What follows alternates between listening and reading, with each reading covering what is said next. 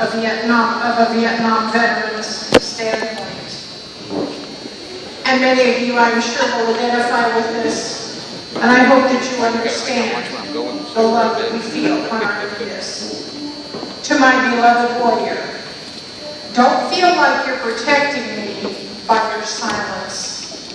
I'm that unconditionally loving and understanding shoulder for you. I will not think less of you if tears flow. They are a sign of strength, that same bravery that took you through that vicious war. Your strength brings unity to us, to our relationship, and to our marriage. I've been married to you for a long time now, and before that, I was the daughter of a World War II veteran. I know that pressing to know everything or trying to get you to forget is futile. Soldiers never forget. I will not intrude on that part of your world or demand to know things you cannot share. Maybe someday you will invite me into that part of your world and release those secrets you agonize over. But if you don't, I respect your choice to remain silent. Last year, during Fishing for Freedom, something clicked.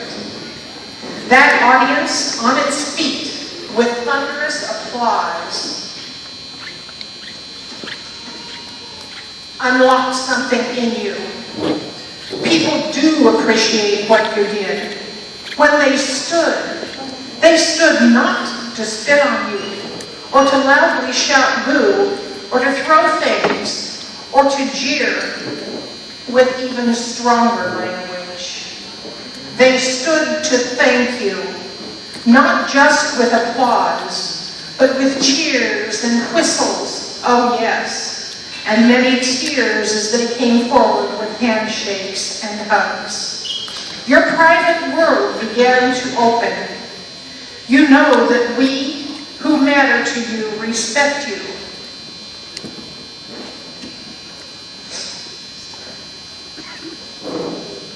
For what you did for us during that detestable war, so long ago for us, yet just yesterday in your mind. And this new generation of warriors has benefited from your lead. Some have even told me so.